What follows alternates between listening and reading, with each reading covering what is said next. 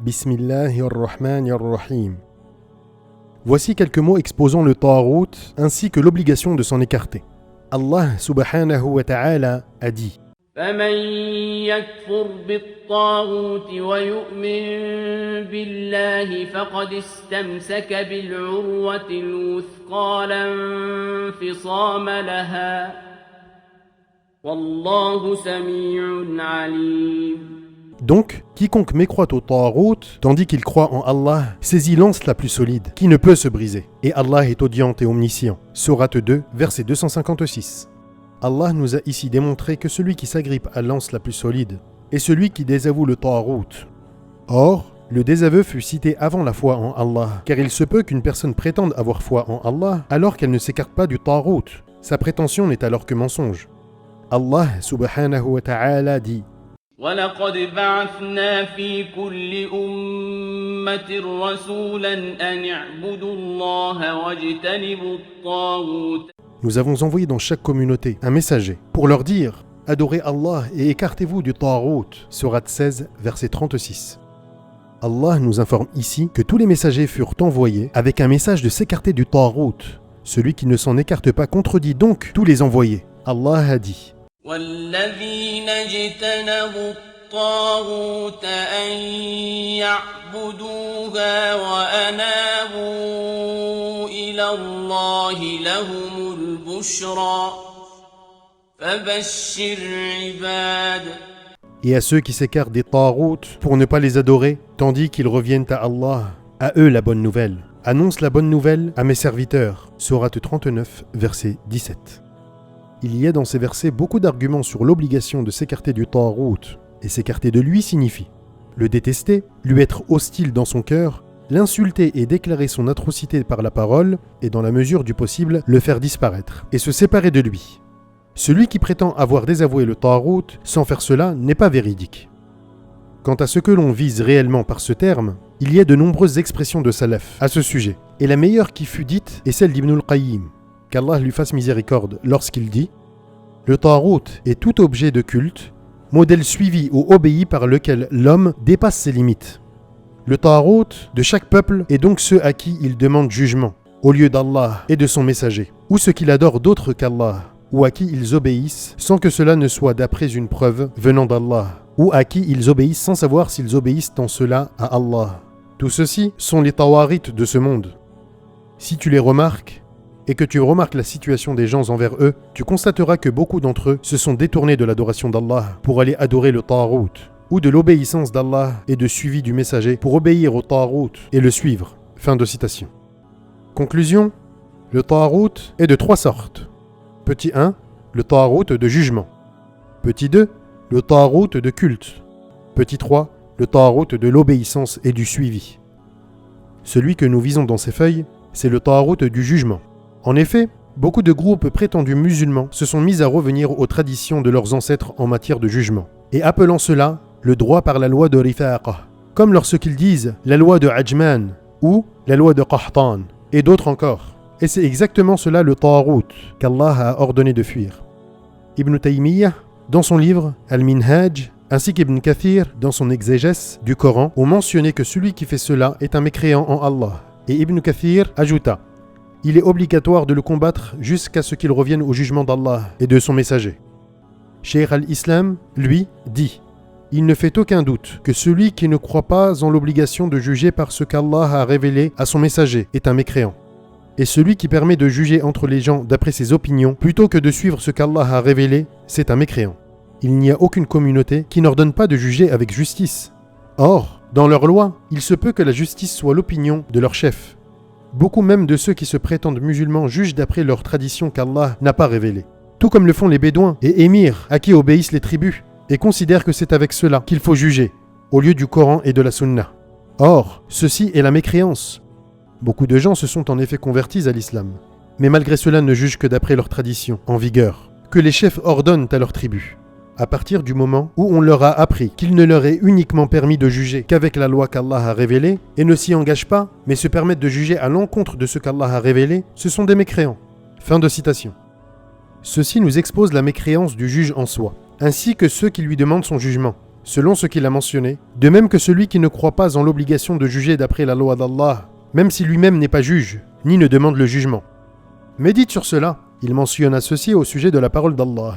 ومن لم يحكم بما أنزل الله فأولئك هم الكافرون.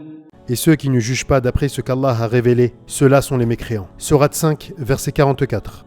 Ibn Kathir, qu'Allah lui fasse miséricorde, dit au sujet du verset. أفحكم الجاهلية يبغون.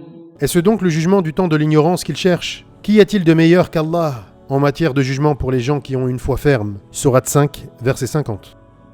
Allah subhanahu wa ta'ala blâme celui qui sort de la loi claire d'Allah, qui englobe tout le bien et interdit tout le mal, et se tourne vers autre chose comme les opinions, les désirs, et les conventions que des hommes ont forgées, sans s'en référer à la loi d'Allah, comme cela fut le cas des païens qui jugeaient sur la base de leurs égarements et de leurs ignorances, qu'ils forgeaient de leurs opinions et désirs.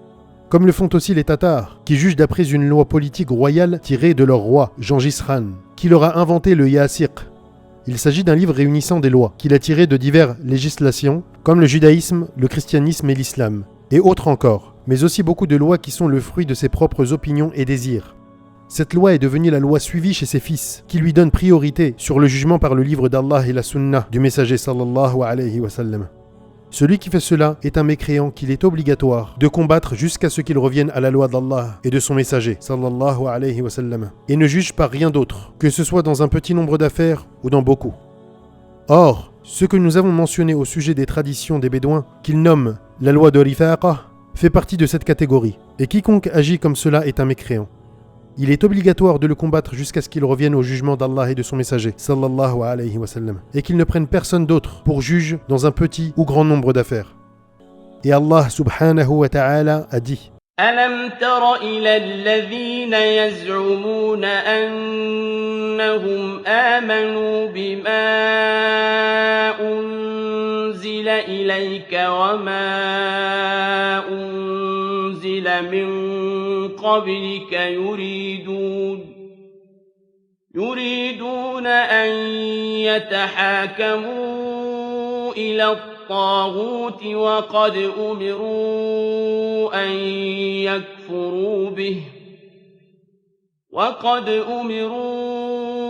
أن يكفروا به ويريد الشيطان أن يضلهم ضلالا بعيدا وإذا قيل لهم تعالوا إلى ما أنزل الله وإلى الرسول رأيت المنافقين يصدون عنك صدودا. N'as-tu pas vu ceux qui prétendent croire en ce qu'on a fait descendre vers toi, prophète, et à ce qu'on a fait descendre avant toi? Ils veulent prendre pour juge le Tarout, alors que c'est en lui qu'on leur a commandé de ne pas croire. Mais le diable veut les égarer très loin, dans l'égarement. Et lorsqu'on leur dit « Venez vers ce que Allah a fait descendre et vers le messager », tu vois les hypocrites s'écarter loin de toi. Sourate 4, versets 60 et 61. Ash-Sha'bi a dit: il y avait une dispute entre un juif et un hypocrite. Le juif dit alors: nous allons demander à Muhammad de nous juger, car il savait qu'il ne prenait pas de pot de vin et ne faisait pas de favoritisme lorsqu'il jugeait. L'hypocrite, lui, dit: demandons aux juifs de juger, car il savait qu'il prenait des pots de vin et faisait du favoritisme. Ils finirent par s'entendre pour aller chez un devin, à Juhayna, et lui demandèrent de juger. Le verset fut alors révélé.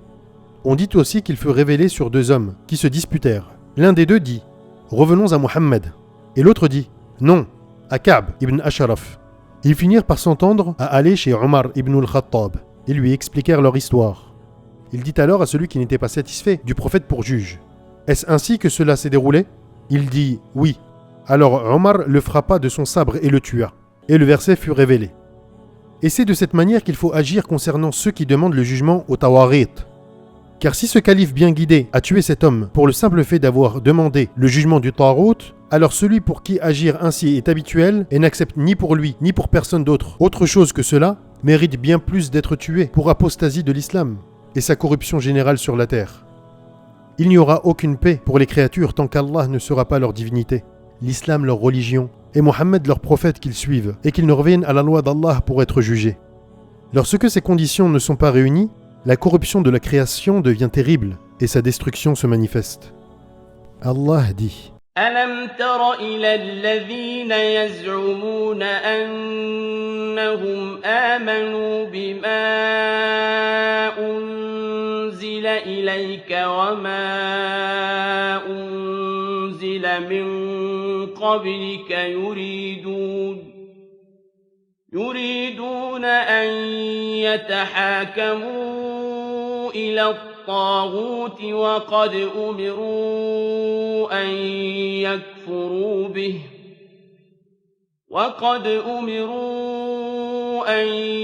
يكفروا به ويريد الشيطان أن يضلهم ضلالا بعيدا.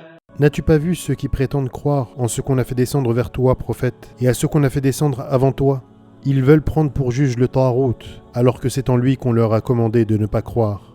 Mais le diable veut les égarer très loin, dans l'égarement. Sourate 4, verset 60. Ce verset prouve que celui qui prétend avoir foi en Allah et son messager, mais prend un autre juge que la loi islamique, c'est un menteur hypocrite, égaré du droit chemin, comme Allah le dit. فلا وربك لا يؤمنون حتى يحكموك فيما شجر بينهم ثم لا يجدوا في أنفسهم حرجا مما قضيت ويسلموا تسليما.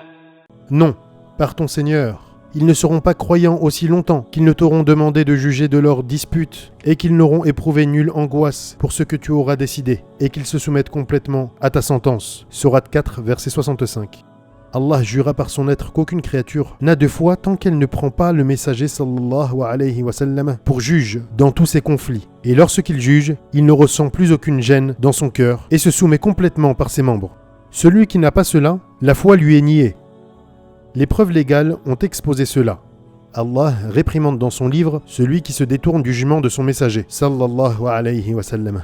Allah dit: وَإِذَا دُعُوا إِلَى اللَّهِ وَرَسُولِهِ لِيَحْكُمَ بَيْنَهُمْ إِذَا فَرِيقٌ مِّنْهُم مُّعْرِضُونَ وَإِن يَكُن لَّهُمُ الْحَقُّ يَأْتُوا إِلَيْهِ مُذْعِنِينَ أفي قلوبهم مرض أم ارتابوا أم يخافون أن يحيف الله عليهم ورسوله بل أولئك هم الظالمون إنما كان قول المؤمنين إذا دعوا إلى الله ورسوله ليحكم بينهم أن يقولوا سمعنا وأطعنا وأولئك هم المفلحون.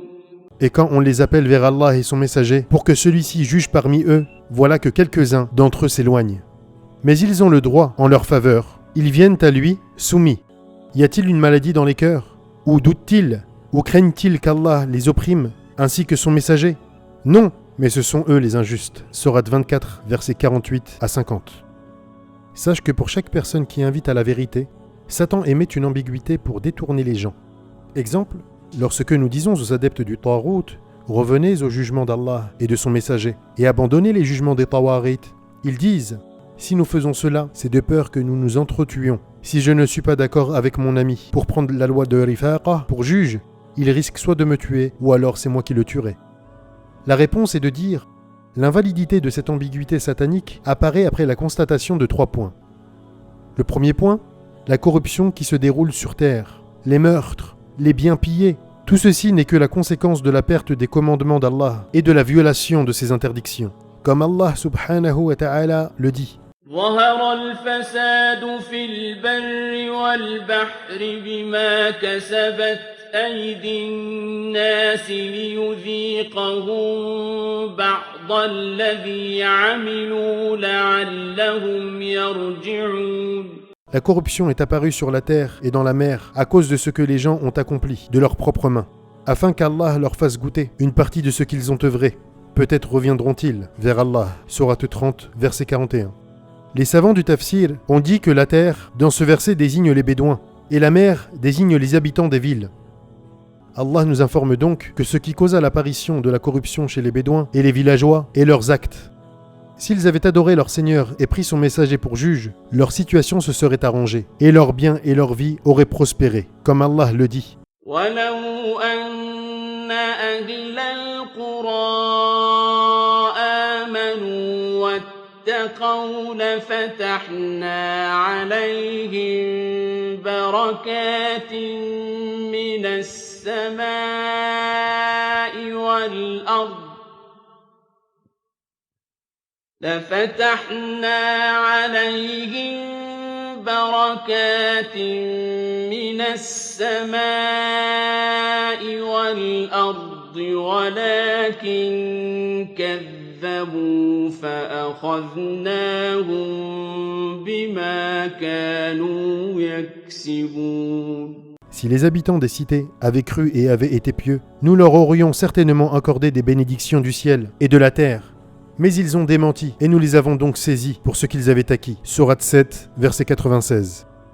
Et Allah dit aussi أَوَلَمْ يَكْفِهِمْ أَنَّا أَنزَلْنَا عَلَيْكَ الْكِتَابَ يُتْلَى عَلَيْهِمْ إِنَّ فِي ذَلِكَ لَرَحْمَةً وَذِكْرَى لِقَوْمٍ يُؤْمِنُونَ قُلْ كَفَى بِاللَّهِ بَيْنِي وَبَيْنَكُمْ شَهِيدًا يَعْلَمُ مَا فِي السَّمَاوَاتِ وَالْأَرْضِ وَالَّذِينَ آمَنُوا بِالْبَاطِلِ وَكَفَرُوا بِاللَّهِ أُولَئِكَ هُمُ الْخَاسِرُونَ.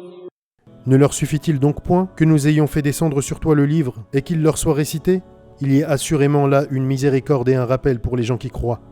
Dis, Allah suffit comme témoin entre moi et vous. Il sait ce qui est dans les cieux et la terre. Et quant à ceux qui croient au faux et ne croient pas en Allah, ceux-là seront les perdants. Sourate 29, versets 51 et 52.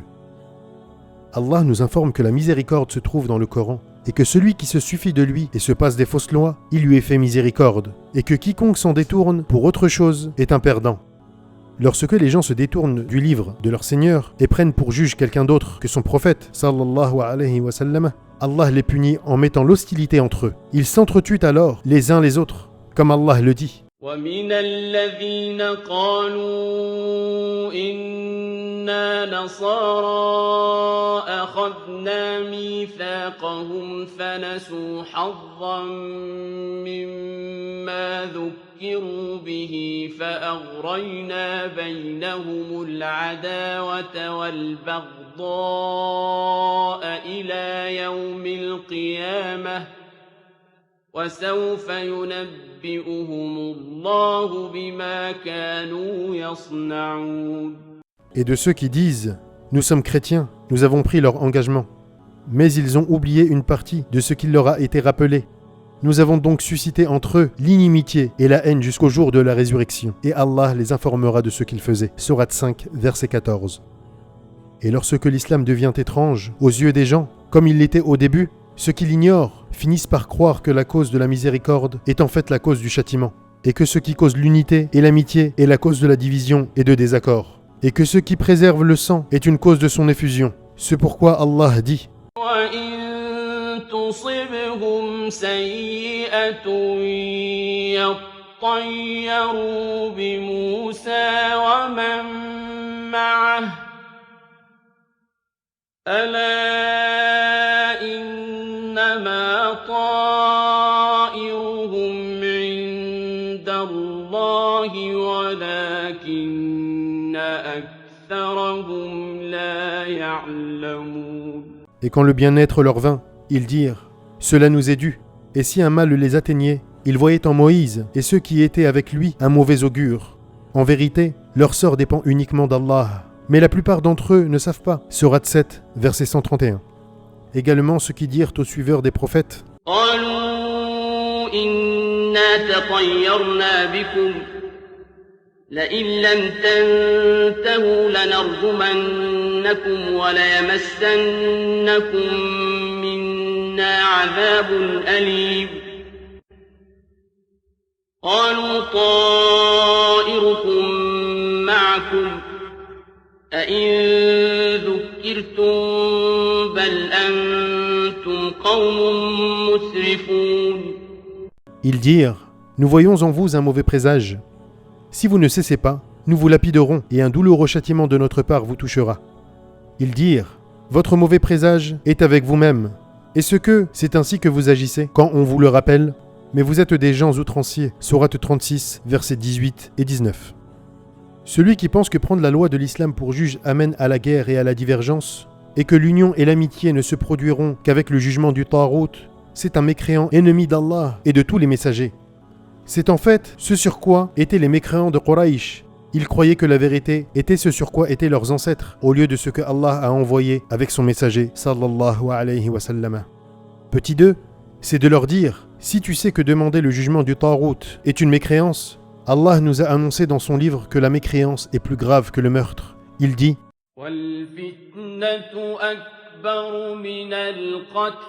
la fitna est plus grave que le meurtre. Sourate 2, verset 217. Et il dit aussi,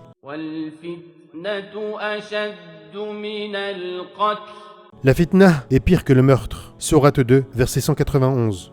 Or, la fitna, ici, c'est la mécréance. De ce fait, si tous les bédouins et les villageois s'entretuaient jusqu'à disparaître, cela serait moins grave que si l'on nommait un seul Tarout qui juge à l'encontre de la loi de l'islam, qu'Allah a envoyé avec son messager sallallahu alayhi wa sallam.